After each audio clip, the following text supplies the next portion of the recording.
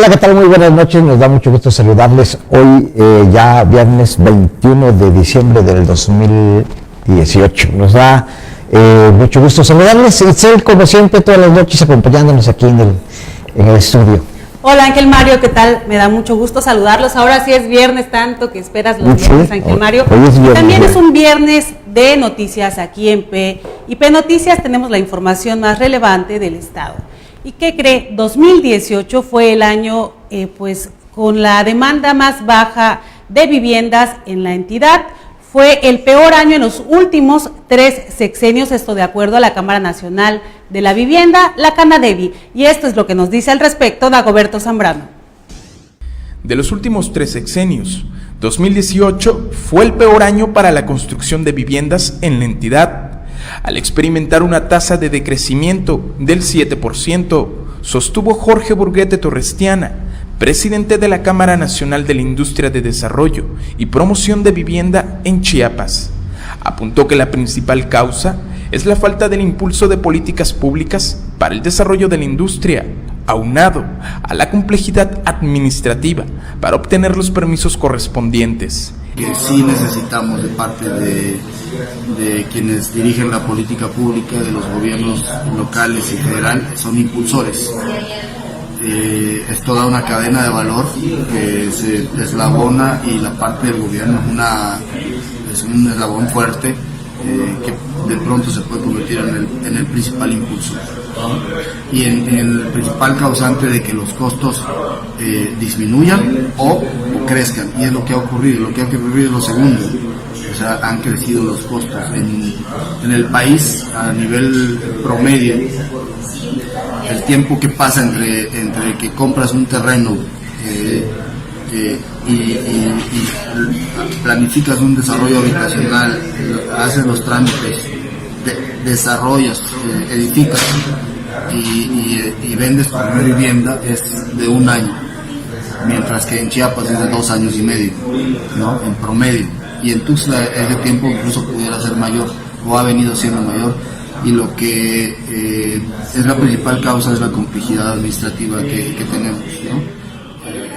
Al respecto, señaló que las instancias municipales, que generalmente obstaculizan el crecimiento de viviendas en Tuxtla Gutiérrez, son el Sistema Municipal de Agua Potable y Alcantarillado y la Dirección de Política Fiscal y Desarrollo Urbano. Lo anterior ha provocado que el precio de las viviendas se incremente hasta un 300%, por lo que urge un marco regulatorio que establezca reglas para la actuación de la industria. Para PIP Noticias, Dagoberto Zambrano. Bueno, pues ahí tiene usted el grave problema de la vivienda que tenemos en Chiapas, en Tuxtla Gutiérrez, en las principales ciudades de la entidad, en donde pues como ha sido casi de todos los sexenios, hay muy poca, digamos, participación del Estado para la construcción de casas. Las únicas que hemos visto que se han construido, las han hecho la iniciativa privada, digamos, en conjunto con el gobierno, pero que también han dado una serie de problemas en cuanto a infraestructura, en cuanto a la calidad de los materiales y un montón de cosas. Pero para eso tenemos aquí a Jorge Burguete Torrestiana, presidente de la Cámara Nacional de Vivienda. Así es, que nos va a hablar, nos va a ahondar, nos va a explicar cuál es la perspectiva para el año que viene y cuáles son los resultados que tienen de este año que terminó. Bueno, buenas noches, Itzel y Mario, gracias por la oportunidad y un saludo a todo el auditorio. Efectivamente, bueno, estamos terminando el año quizás más deprimido en los últimos 3 sexenios que han pasado. La verdad es que en Chiapas hemos experimentado como industria viviendera un decrecimiento en una tasa negativa del 7% desde 2010 a la fecha.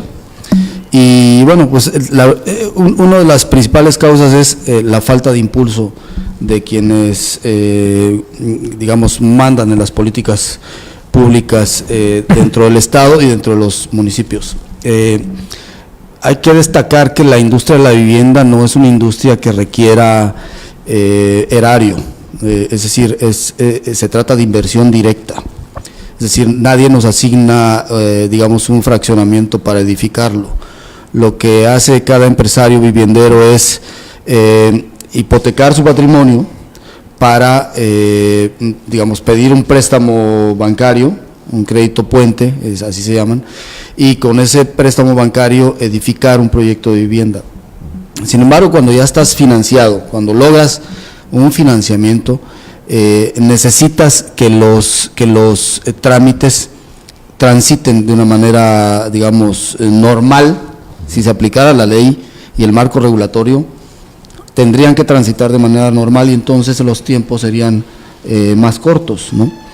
Eso no lo hemos visto en los últimos años en Chiapas, desafortunadamente, y particularmente en Tuxtla Gutiérrez se ha experimentado una dilación muy fuerte, una ralentización de los trámites, que eso lo que logran es que al estar pagando intereses en un crédito puente para edificar, pues esos intereses, esos costos financieros se tienen que montar al precio de la vivienda y perdemos oportunidad de dejar vivienda para los segmentos de más bajos salarios, ¿no? Y eso, al final lo que hace es que toda esa población ya no puede acceder a una vivienda de las que pretendemos edificar más baratas en el mercado y se vuelven caldo de cultivo de asentamientos irregulares, ¿no? ¿Y ustedes no trabajan, digamos, con el Infonavit o con otros derechohabientes a los que el gobierno les da el financiamiento de la casa? Sí, bueno, nuestro principal mercado es el Infonavit y el Fobiste, que son los dos grandes fondos que promueven créditos hipotecarios en el país. ¿Cómo funciona? Ellos tienen derechohabientes a lo largo y ancho del país, y cuando nosotros edificamos una unidad habitacional, un desarrollo de viviendas, una vez que están terminadas las promovemos ante los derechohabientes que obtienen un crédito y toman la decisión de comprar una de esas viviendas.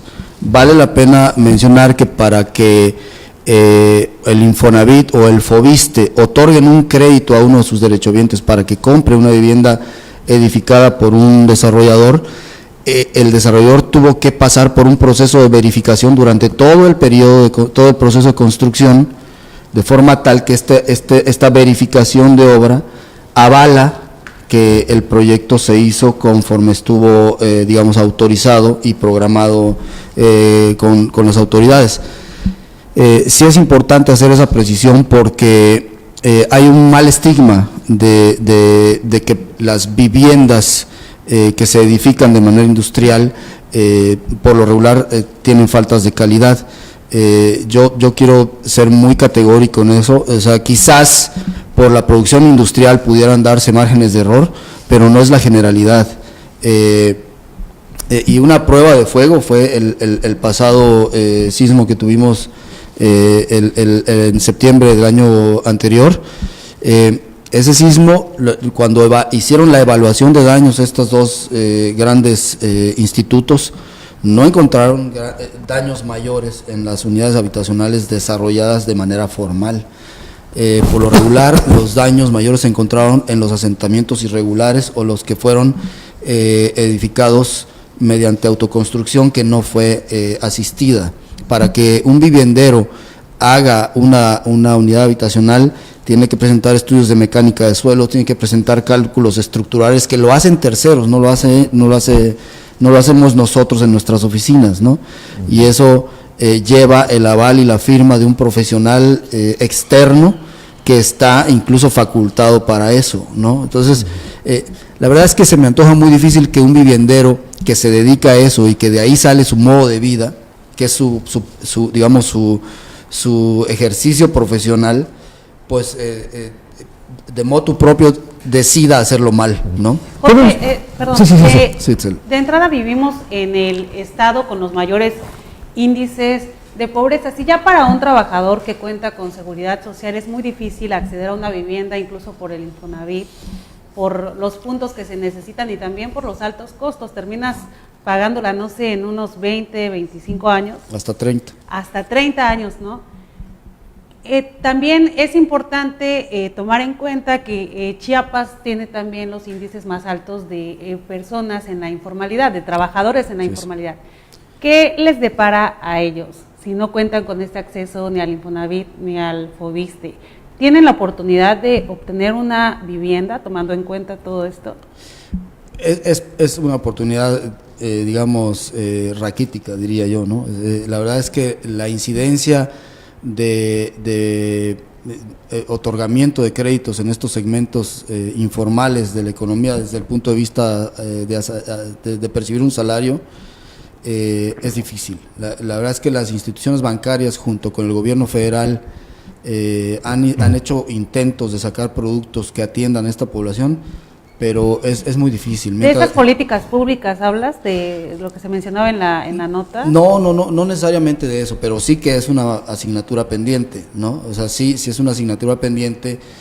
Todos los trabajadores que no son asalariados formales dentro de la economía, que encuentren una manera de hacerse de la vivienda. Lo que por lo regular ocurre es que los institutos estatales de vivienda, ellos sí realizan, digamos, la edificación de unidades habitacionales mediante la subcontratación de empresas vivienderas para que se hagan viviendas para estos mercados. ¿Y esto encarece el producto, digamos, las viviendas en Chiapas? No, lo que lo encarece principalmente es que la tierra está muy especulada, ¿no? Por ejemplo, en una ciudad como Tuxtla Gutiérrez, donde ya se sabe cuál va a ser el crecimiento programado y que la verdad está muy presurizada la mancha urbana y tiene que crecer de manera natural hacia determinada zona, como es el caso de Tuxtla, hacia la zona de Terán, del aeropuerto, hacia la escuela de veterinaria, pues los terrenos suben de precio de inmediato, ¿no? Se duplican o se triplican y no hay control de sus precios. Lo que normalmente se hace en los estados de la República es que los gobiernos locales, estatales y municipales adquieren reservas territoriales, digamos amplias reservas territoriales, y hacen planes maestros de desarrollo urbano, ¿no? Y generan macrolotes que los asignan a las empresas vivienderas, no los regalan, los asignan vendiéndolas con pagos, digamos, no de contado, sino con pagos conforme se vayan vendiendo las viviendas ya edificadas. Y eso es una forma de impulsar a las industrias locales para hacer un ganar-ganar. ¿Qué quiere decir eso? Que la industria no se deshaga de un recurso que no tiene para comprar tierra cara o especulada, sino comprar una tierra que ya está controlada por el gobierno, y también para que, digamos, se determine hacia dónde va a ir el crecimiento de la ciudad. Hay ciudades ejemplares como León, como Aguascalientes, que programaron sus 30 siguientes años con macrolotes, y entonces las industrias vivienderas de esos estados pues fueron participando en desarrollar la vivienda y el desarrollo urbano de manera ordenada, ¿no? ¿Ustedes como Cámara tienen participación en este tipo de planeación urbana? Tenemos una participación, digamos, parcial. Hay un organismo que nos parece que debe tomar mucho más potencia de la que hoy tiene, que es el ICIPLAN, el Instituto Ciudadano de Planeación Municipal. La verdad es que es un organismo muy necesario en las ciudades, que en otras ciudades se llama INPLAN, Instituto Municipal de Planeación. Existen dos municipios en el estado, que son Comitán y Tuxtla, hasta donde sé, que tienen un organismo semejante, y esto ha servido en las ciudades ejemplares del país para, digamos, ordenar todo ese tema de asentamiento urbano. Es muy importante hacerlo. De pronto se nos pasa en la cotidianidad, o en estar ocupados en estar viendo qué errores cometió tal o cual político, que son de otro tipo de índole, pero cuando volteamos a ver hacia el sistema urbano y nos damos cuenta que es caótico, como en Tuxtla Gutiérrez, eso pega mucho en muchas ramas. Por ejemplo, si el sistema urbano se hace ineficiente y adopta cierto caos, al final llega al tejido social, ¿no? ¿Cuáles son los precios de la vivienda en Chiapas, más o menos, digamos, en promedio, y qué comparativo podemos tener a nivel nacional, pues con otras ciudades quizá que tienen ya un mayor crecimiento económico y con las que están también a la par, ¿no? También con las entidades como Oaxaca? Mira, lo deseable es que se hagan viviendas de 300 a 350 mil, 400 mil pesos. 2/3 de las viviendas que se edifiquen en las ciudades deberían ser de estos niveles de precios, pero no ocurre porque en Tuxtla principalmente, y se replica en las demás ciudades del estado, porque la reserva territorial es cara. Luego, si la encuentras barata, no tiene servicios. ¿Más o menos en cuánto? Pues está la más barata, y no es la mayoría que puedes encontrar, es de 450 mil, y en promedio está de 600 mil a 800 mil, en promedio. Y está muy polarizada, porque sí hay una sobreoferta de vivienda de más de 1,5 millones, 2 millones de pesos. Entonces, desafortunadamente estamos dejando ir la oportunidad de darle una oferta de vivienda a la población de más bajos recursos, y estos, al no tener forma de comprar, pues entonces pueden más fácilmente asentarse de manera irregular dentro de la ciudad, ¿no? Pablo Escobar nos pregunta, o más bien pregunta, ¿por qué no hacen vivienda en municipios pequeños? Todo se concentra en Tuxtla, San Cristóbal, en Tapachula. ¿Ustedes tienen planes para trabajar en municipios, digamos, de menos de 5,000 habitantes? Es difícil. Esa vivienda por lo regular la promueve el organismo estatal de vivienda, ¿no? Por razones de mercado y por razones de que es difícil llevar toda tu estructura como empresa a una ciudad que es muy pequeña y que tiene muy poco mercado, pues es complicado. Saldría tal vez más caro hacerlo, ¿no? Muy ante este escenario que pintas, pues la dificultad, la falta de acceso, las pocas oportunidades para acceder a una vivienda, esto, el tema de las invasiones es resultado de todo este escenario. ¿Podrías considerar que es un factor? Sí, es parte de una consecuencia. Mira, Tuxtla Gutiérrez en las últimas 3 décadas ha triplicado por lo menos su mancha urbana y ha a lo más duplicado su población. Entonces, ¿qué quiere decir? La mancha urbana está creciendo de manera muy ampliada y se hace muy ineficiente en términos urbanos, porque cada vez es más difícil llevar servicios más lejos, y eso se hace caro. Por lo tanto, cuando se agrupan muchas personas en torno a un pseudo líder que dice, oye, pues vamos a invadir o a sentarnos irregularmente aquí, lo hacen porque no tienen otra posibilidad, ¿no? Entonces, así ha sido el crecimiento de Tuxtla Gutiérrez. Por lo menos 2/3 o 3/4 partes de la ciudad ha crecido de manera irregular, y eso te lleva a otra cadena de ineficiencias, porque no tenías planeado los servicios urbanos ahí y los tienes que llevar posteriormente a que ya se asentaron. Entonces, bueno, por un lado podría ser, digamos, que sí hay necesidad de muchas familias que no tienen estas oportunidades de acceso, pero por otro ya hay quienes lo toman como un negocio, ¿no? Esta organización como el MOCRI. El MOCRI, que bueno, ya nosotros lo decimos que ya es una industria, ¿no? Pasando a este ejemplo del MOCRI, verdaderamente, por lo menos en el sexenio pasado, y hay que decirlo con todas sus letras, pues se les dejó actuar con total impunidad, ¿no? Formamos parte del Consejo Coordinador Empresarial, y bueno, ahí nos hemos dado cuenta de la cantidad de denuncias que se han seguido, que se han logrado órdenes de desalojo, órdenes de aprehensión, y no ocurre nada. La verdad es que las invasiones, los asentamientos irregulares, que antes eran más rurales, ya se están haciendo urbanos, y no sucede absolutamente nada. Y después, pues son un muy buen caldo de cultivo clientelar, ¿no? Para efectos electorales. Entonces, sí es una espiral descendente en la que ha caído la ciudad. Creemos que tiene muchas áreas de oportunidad, y bueno, no solo quienes están dirigiendo la política pública tienen que actuar en ello, pues en resolverlo, pero también tiene que ser la ciudadanía, y tiene que ser digamos, los organismos productivos, ¿no? La iniciativa privada, pero sí que un impulsor principal es el gobierno, ¿no?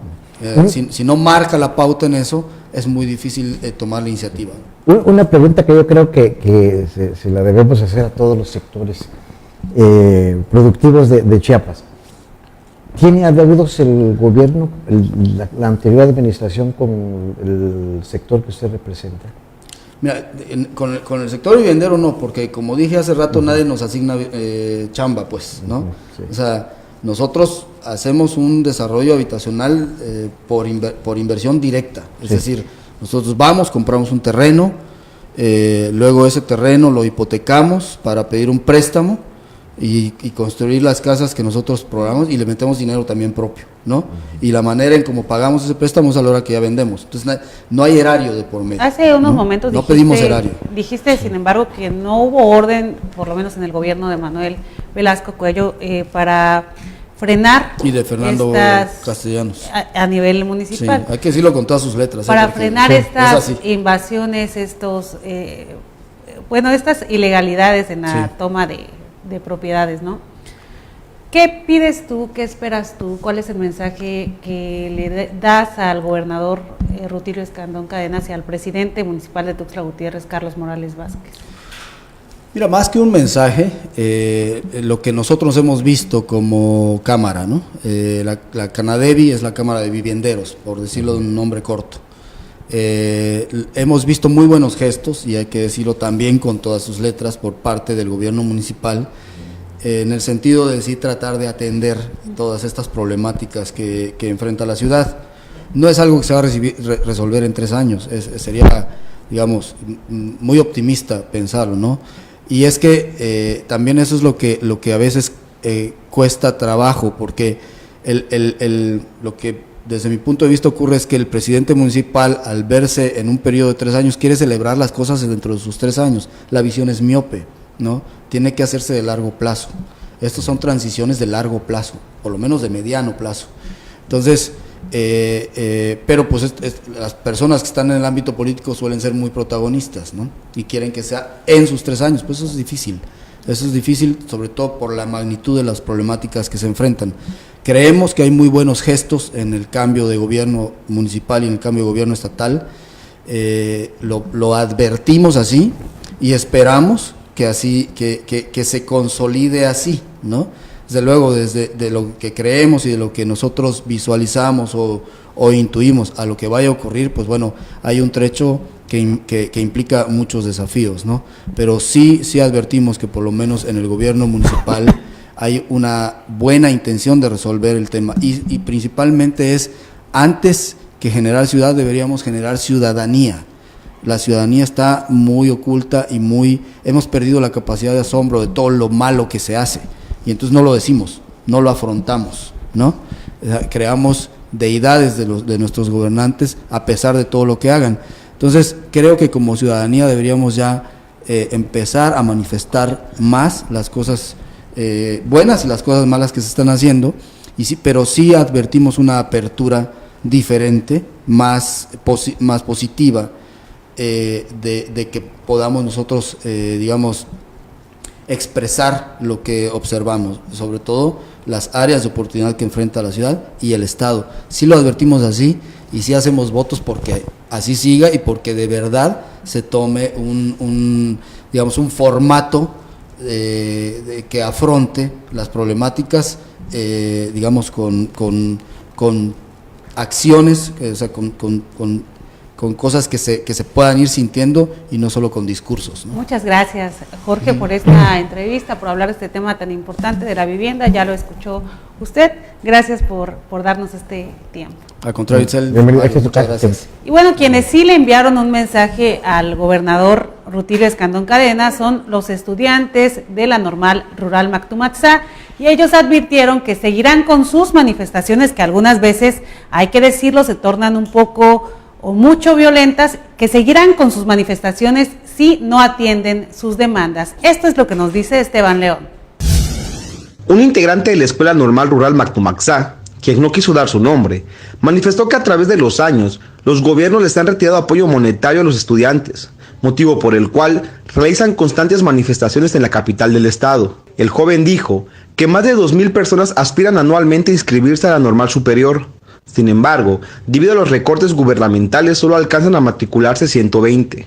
En primera, la necesidad que tiene la Chiapas por la educación, como Matumatzá, durante años, cuando se inicia el periodo para nuevo ingreso, casi son más de 2.000 compañeros que vienen a la misma normal con la ilusión de tener un lugar aquí. Solamente hoy se respetan 120 matrículas. Explicó que uno de los temas centrales de sus manifestaciones es el sistema de internado que desde el 2003, en el gobierno de Pablo Salazar Mendiguchía, fue erradicado. Finalmente, dijo que esperan que este nuevo gobierno de Rutilio Escandón Cadenas sea diferente. De lo contrario, advirtió que las manifestaciones de los normalistas continuarán. Para Pipe Noticias, Esteban León.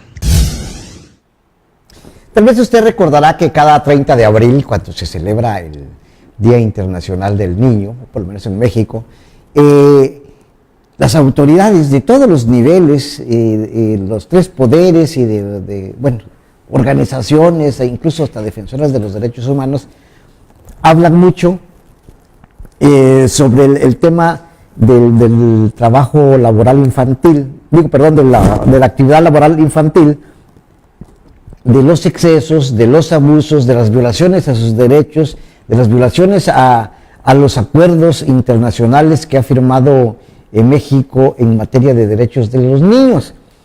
Pues eso solo se dice en ese día, que es el Día del Niño, pero de ahí el resto del año, los niños son protagonistas de la fuerza laboral, principalmente en estados tan pobres, tan empobrecidos como Chiapas. Y Juan es uno de esos miles de niños que trabajan en las calles para apoyar a su familia. Él es chiclerito, como le decimos aquí en Tuxtla Gutiérrez, y trabaja, ¿sabe usted?, 12 horas diarias, y las autoridades no hacen nada por ayudarlo, bueno, ni a él ni a nadie. Escuchemos lo que recogió Esteban León en este reportaje. Es un joven de 15 años de edad que trabaja como chiclero e ilustrador de zapatos para ayudar a su familia. Sin embargo, su sueño es continuar sus estudios. Oriundo de San Juan Chamula, Juan es parte de una familia de 5 integrantes, 2 hermanos de 10 y otro de 7 años, su hermana y papá, quien también es chiclero.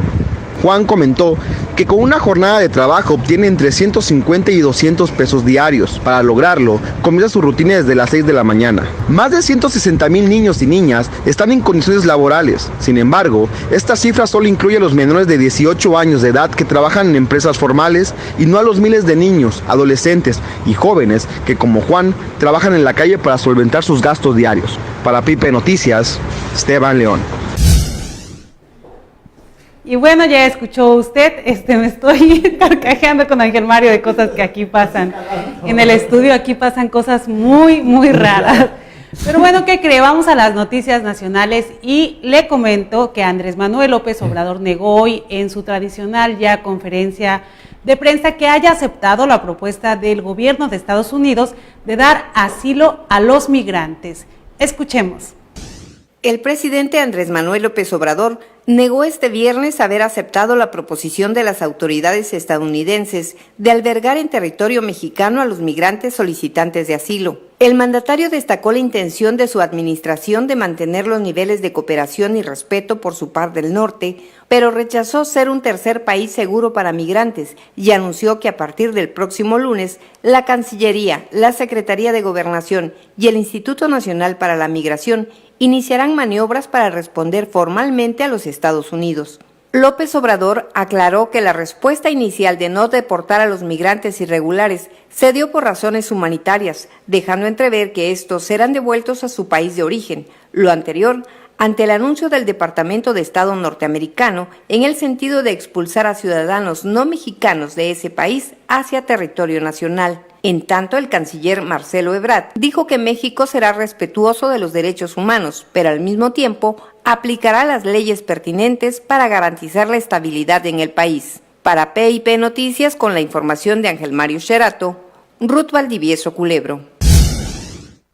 Y es que va a ver usted que Donald Trump anunció unas horas antes a esta reacción del gobierno mexicano que habían alcanzado un acuerdo los dos gobiernos, México y Estados Unidos, para que los migrantes, en este caso los hondureños, que habrían o que pidiesen asilo político en Estados Unidos permanecieran en suelo mexicano hasta en tanto no se determinara una solución. Pero ahí lo tiene. Hoy es día, ya viernes, nos toca Agenda Cultural con Tania Broisín.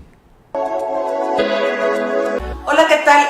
Muy buenas noches. A continuación, le daré algunas recomendaciones que podrá realizar con su familia y visitar museos, teatro, cine y demás actividades culturales que pueden encontrar en Chiapas. Y para iniciar, vámonos al exconvento de Chiapa de Corzo, Santo Domingo, en donde se encuentra la exposición de algunas artesanías. Ahí hay el Museo de Laca, que fue fundado en 1952 por el poeta chiapaneco Armando Duvalier Cruz Reyes. Contiene una colección de 450 piezas realizadas entre 1906 y 1980, procedente de Pátzcuaro, Quiroga, Uruapan, Michoacán, de Guerrero, así como de Chiapas. También hay piezas extranjeras procedentes de Guatemala, China, Tailandia y Japón. Además, se realizan exhibiciones públicas del procedimiento de lacado. Y quien sigue cosechando éxito es el cineasta mexicano Alfonso Cuarón con su película Roma. Y es Cinemóvil, que tiene Coneculta, quien llevará esta exitosa película a diferentes partes del estado como Tapachula, San Cristóbal de las Casas, Comitán y otros municipios, que podrán consultar en la página www.conecultachiapas.gov.mx, y ahí encontrarán la cartelera, los lugares donde se presentará y los horarios y las fechas por municipios. Así que no se pueden perder esta gran película, que en lo personal se los recomiendo mucho. Y ahora vámonos a la Galería de Arte del Centro Cultural de Chiapas Jaime Sabines, en donde continúa la exposición de los ganadores del PECTA. Ahí van a conocer todos los trabajos que se presentaron y el motivo del por cual fueron calificados como los mejores durante la edición 2017-2018. Y también a un costado de esta misma galería se encuentra la exposición de Forcas llamada Zona Sur Movimiento Plástico, en donde exhiben 50 obras de los artistas plásticos de Campeche, Chiapas, Quintana Roo, Tabasco, Veracruz y Yucatán, ganadores del Fondo Regional para la Cultura y las Artes de la Zona Sur, denominado Forcas. Y ahí fue el chiapaneco Jorge Zamorano quien resultó ganador, y es él quien nos invita a visitar esta exposición. Así que no hay excusas, estas y demás actividades podrá disfrutar con su familia en esta temporada vacacional. Para PIP Noticias, Tania Broisín.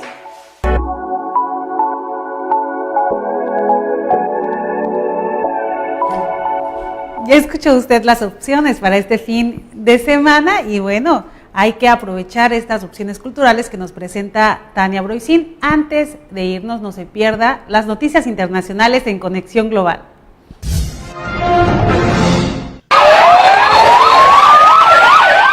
Decenas de detenidos y lesionados es el saldo de enfrentamientos entre manifestantes radicales y la policía española durante las protestas en contra del gobierno, cuyo Consejo de Ministros y gobernantes de las entidades autónomas se reunieron en Cataluña con el presidente Pedro Sánchez para buscar salidas a las recurrentes crisis de gobierno. La Casa Blanca consideró correcta la determinación del general James Mattis de renunciar a la cartera de la Defensa Nacional tras desencuentros con el presidente Donald Trump en torno a temas de seguridad. Mattis anunció su dimisión al día siguiente de que el presidente ordenase la retirada de las tropas estadounidenses en Siria.